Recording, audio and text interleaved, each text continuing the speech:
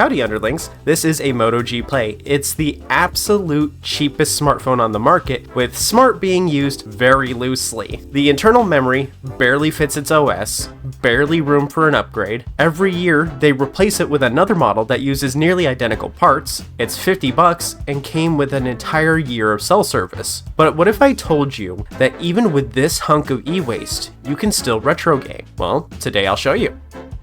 You probably know that you can retro game with your phone, and you might think that your phone is too weak, especially this one, to play anything of value. Maybe, but unless your phone is a flip phone, it's still better than the Moto G Play is. So if the Moto G Play can do all this, your phone can probably do this and more. Before we get into the specs of the Moto G Play, and we compare it to my old phone, my 6-year-old phone, here's why you might want to retro game on your phone in the first place instead of a dedicated gaming device. Why use your phone? 1. It's cheaper. Since you own a phone already, you only need a Bluetooth controller, which you also likely already own because you're a gamer, and then a $10 phone clip. You can also get a phone grip controller, a telescopic one, for around $30. That's around the same price as Anbernic's RG28XX, and your screen and ergonomics on your phone is going to be much better than that device is. 2. Android is powerful. Even when compared to Linux-based handhelds in the same price range as your controller add-on, your Android phone will almost always outperform, except the Moto G Play. Currently, at least. I can't really see the future, but most modern major phones can play GameCube nowadays. 3. Android sleep functions are much better than Linux. While you can sleep a game all day on Linux handhelds and pop back in and play, it's still using more battery than if you used sleep on your Android phone. 4. You probably have a spare unused phone laying around from a provider change or a previous upgrade. 6. Convenience. Your phone already goes everywhere with you. It fits in your pocket, and you don't need a bag to carry it. This frees up more space in your bag for your controller. 7. Phone service means you can access retro achievements on the go, so you can still earn achievements on long trips and commutes, and for me, that alone makes it worth it. 8. You can find and download ROMs on the go with your phone service, then extract it and move it to the ROMs folder on the spot. I've done this multiple times, like the same day that I found out that Tomato Adventure was fully fan translated, downloaded it, and played it immediately. There are some downsides to using your phone as a retro handheld, like heat, but there are controllers with cooling. Android opens you up to a lot of distractions like doom scrolling, which will interrupt your farming and other more boring gaming necessities. Killing your battery with gaming leaves you without a phone for the rest of the day. Android is a little more complex when it comes to setting up your emulation. You'll have to do a lot of the setup yourself, while a Linux handheld from someone like Anbernic or Powkitty will come pre-set up for the most part. Controller grips and clips seem unsteady, and a bad one might drop your phone. Lastly, Google is doing some stuff to prevent you from loading apps without their storefront. This won't affect most people since the majority of emulation apps are all on the Play Store anyway. Comparisons. When I retro game using a phone, here's my setup. I have a Galaxy Note 10, a top-ish of the line Samsung device from around 6 years ago. It's smaller than the G Play, but has a stylus making it good for touch-only games. For my controller of choice, I use a GameSir X5 Lite. It's $35, doesn't have a battery, but works out of the box even with the Moto G Play, and has pass-through charging with fast charging, with Hall effect sticks, making it another common win for GameSir. You can see a full video of that talking about that controller on the end card. With my main setup, I'm able to play GameCube at native resolution perfectly and PSP at 2 to 3 times resolution. It's a pretty ideal setup with little to no fiddling. Today we're talking about the G Play though, so let's compare the specs, at least the ones that matter. Don't expect anything amazing, just clicking a text entry box on this device is like a 30-second wait for the keyboard to show up.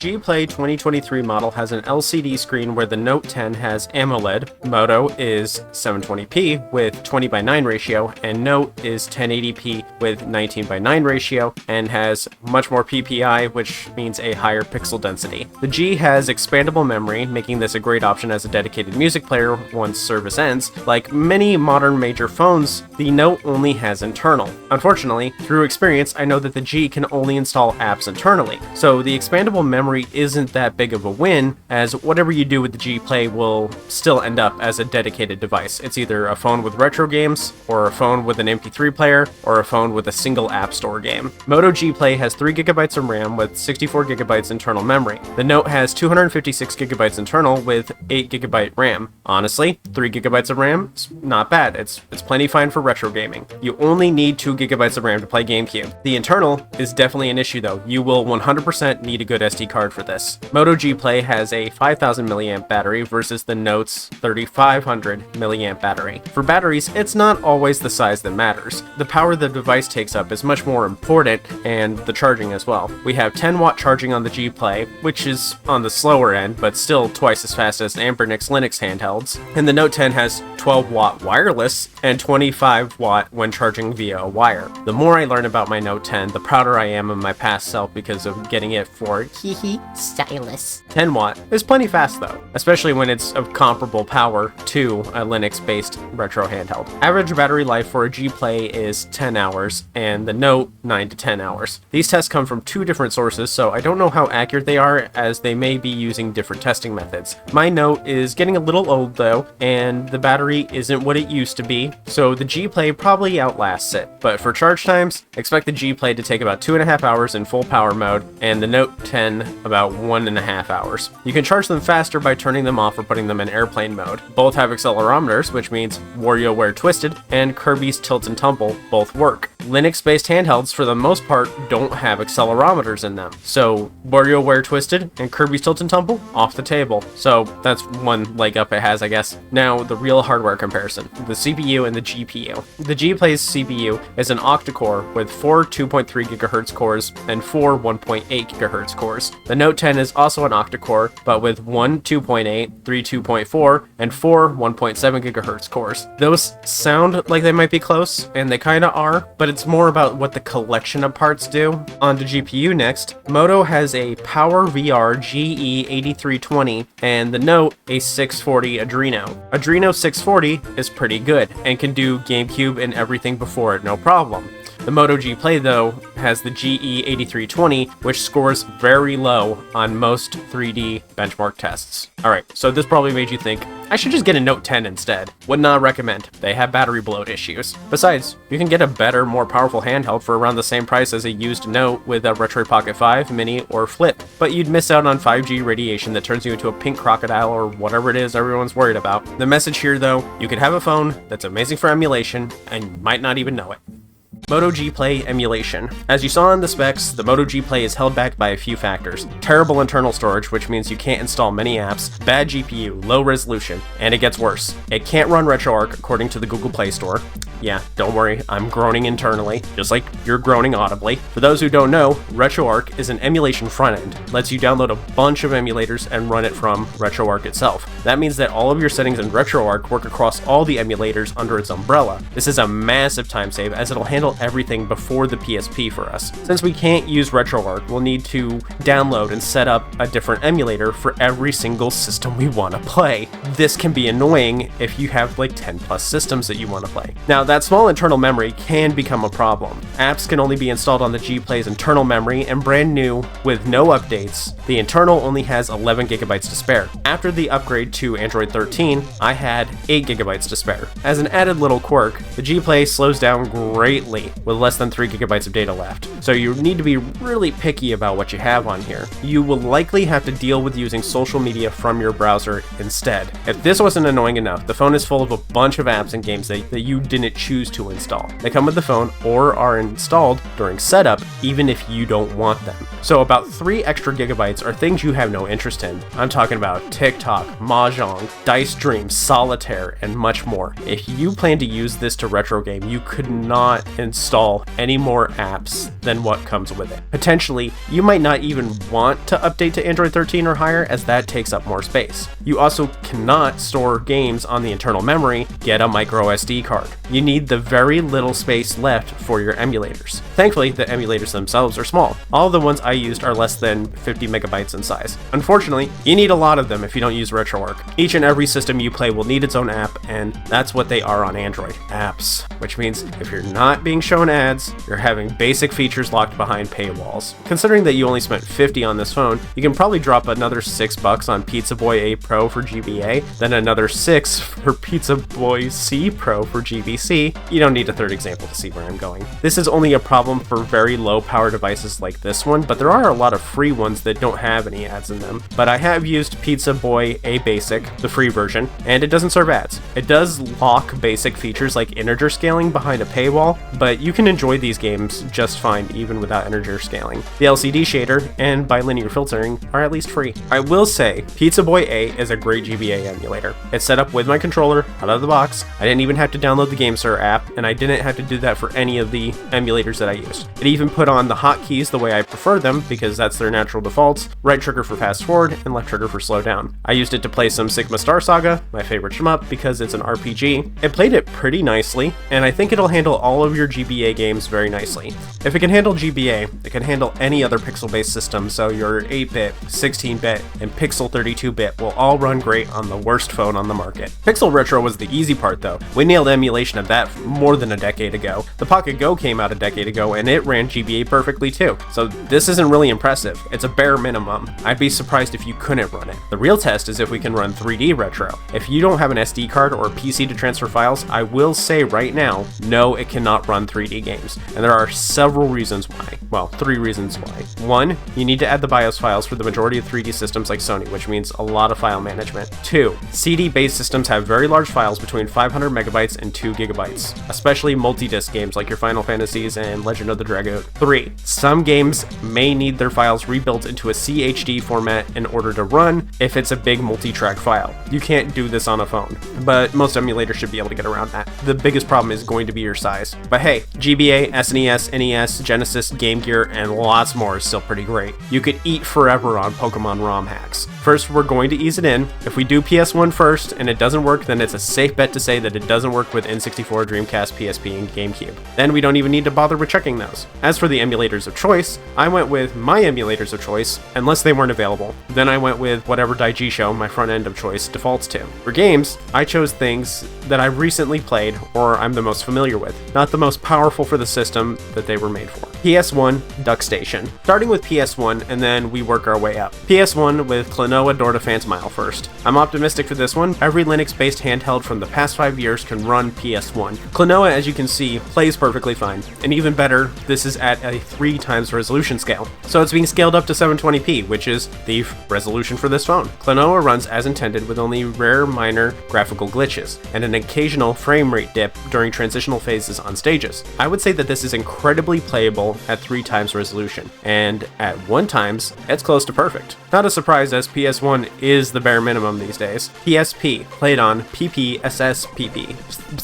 I'm also optimistic for PSP, with the caveat that you stick to turn-based tactical RPGs and 2D games. I'm expecting things like Wild Arms XF and Loco Roco to be fine, but even my Note 10 doesn't run the first test game, Ratchet & Clank Size Matters, perfectly. Also, I'm telling you right now that Resistance won't run. It will crash. It does on the Note 10. Considering that PSP is 16:9 and phones are 16:9 or larger, this is the one I tested the most of. If you're emulating on Retroid or a phone, you're doing it to play 4:3 games with widescreen hacks or PSP. As expected, Ratchet & Clank Size Matters doesn't walk, let alone run. At 1 times resolution scale with Vulkan, we can see frequent dips, especially once in combat. This is unplayable. Quick note, I re-ran Ratchet Size Matters a little bit later in the day, and the frame rate evened out after a little bit. Since it's a 30 FPS game, it doesn't actually have that many drops in it. It still has enough drops that I would consider this not playable for me, as I expect a higher frame rate when I'm playing these action shooter games, and it's not fun. When it's a turn-based game, I'm doing a lot of waiting anyway, so it's fine if it has a little bit of a dip or a little bit of a freeze. But it's playable.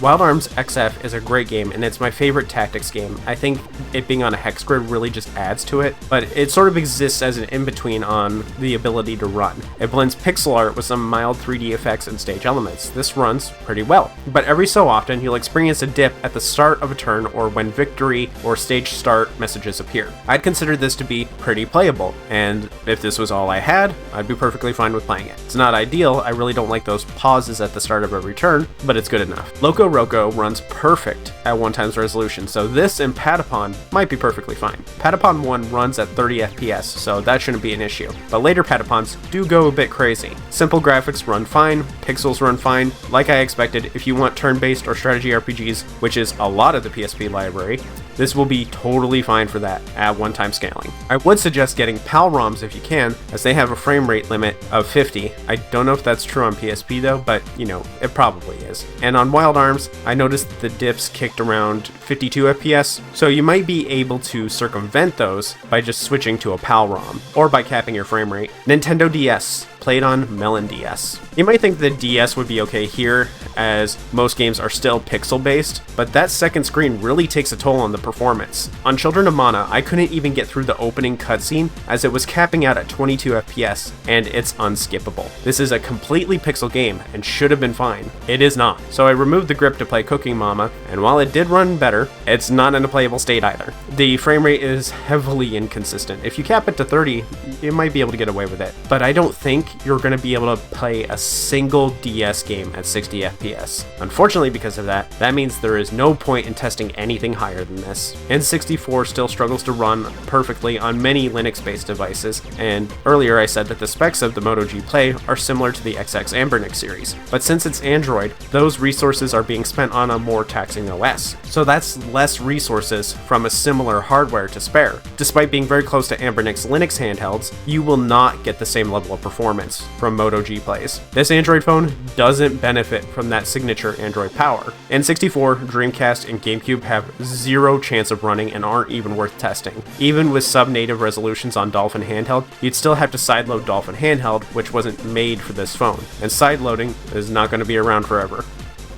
Overall, while it performs about what you'd expect, it did surprise me just how much it can actually run. If you wanted an Anbernic, Powkitty, or similar handheld that is pretty comparable once you have a controller grip, this is it. Most people don't even try to play DS on Linux handhelds, as they often don't have touch and use a cursor instead. Many don't try to run a lot of PSP on Linux handhelds either, as most aren't 16:9, besides the Smart Pro. If you want Android power on the cheap, I would suggest that you wait for the Mangmi Air X to come out. It looks to be as powerful as the Retroid Pocket 3 Plus, but about $50 less and with much better ergonomics. If that's too expensive for power, then I don't think getting a Linux-based handheld is going to improve your experience enough to warrant the extra spending. Other than if you value single units, like if it's important to you that the controller is built in, then yes, it's worth it. But in that case, the RG28XX is very cheap, cheaper than the telescopic controller that I showed, and plays the same selection of games. But its screen is microscopic. I personally like the RG Cube XX, but the square screen isn't for everyone. This phone, the Moto G Play, is plenty capable, but I'm not saying that you should go out and buy it just to play retro games on it. This is barely a smartphone. I'm saying that if this is what you have, it's excellent, but chances are you got a better phone with your plan if you went to a carrier to go get it. Even my 6-year-old Note 10 is still better than the Mangmi Air, RP3 Plus, and RP4. It doesn't have a controller built in, but the X5 Lite is like only $35. The message you should be taking away from this is that any smartphone you have is likely way better at emulation than you think. The best retro handheld is the one you have on you, and in this case, your phone might be it. Moto G Play owners, you might think that not being able to play DS, full PSP, GameCube, PS2, Dreamcast, and N64 sucks, but you still have NES, SNES, GB, GBC, GBA, WonderSwan Color, Game Gear, Genesis, Master System, PS1, PC games, and arcade games. You have more games to play than not, and more games than you will ever be able to conceivably finish.